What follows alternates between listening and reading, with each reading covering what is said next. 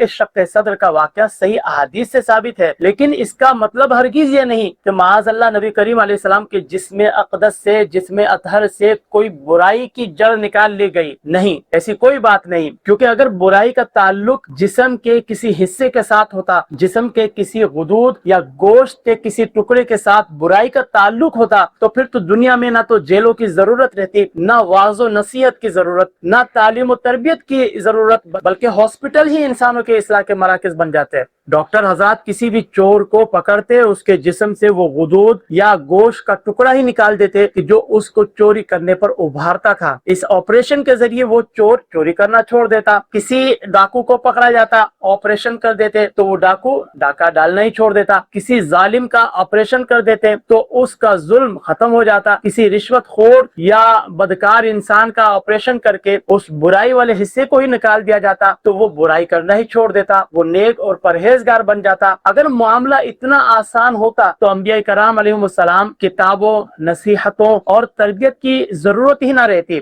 صرف operation theatre ہی انسانوں کی اصلاح کے لیے کافی ہو جاتے۔ لہذا معلوم ہوا کہ شق صدر کا مقصد جسم اطہر سے کوئی برائی نکالنا نہ تھا، بلکہ یہ تو نبی کریم علیہ الصلوۃ والتسلیم کی روحانی اور معنوی تطہیر کا ایک عظیم مظہر تھا۔ اللہ تبارک و تعالی نے اس پاکیزگی کو ایک ظاہری اور محسوس شکل میں ظاہر فرمایا تاکہ لوگوں پر نبی کریم علیہ الصلوۃ والتسلیم کا بلند مقام آشکار ہو جائے، اللہ تبارک و تعالی کی خصوصی حفاظت اور آپ علیہ الصلوۃ والتسلیم کی عظمت و شان واضح ہو جائے۔ گویا کہ یہ ایک روحانی حقیقت تھی جسے اللہ تبارک و تعالی نے ایک ظاہری معجزے کی صورت میں ظاہر فرمایا تاکہ لوگ یہ جان لیں کہ یہ ہستی عام انسانوں جیسی ہستی نہیں بلکہ اللہ تبارک و تعالی کی خاص عنایت اور نگرانی میں ہے۔ تو جب بعد میں لوگ اپنی آنکھوں سے اس غیر معمولی واقعے کو دیکھیں اور جب نبی کریم علیہ الصلوۃ والتسلیم اپنی نبوت کا اعلان فرمائیں تو ان کے لیے آپ علیہ الصلوۃ والتسلیم کی رسالت کو قبول کرنا آسان ہو جائے۔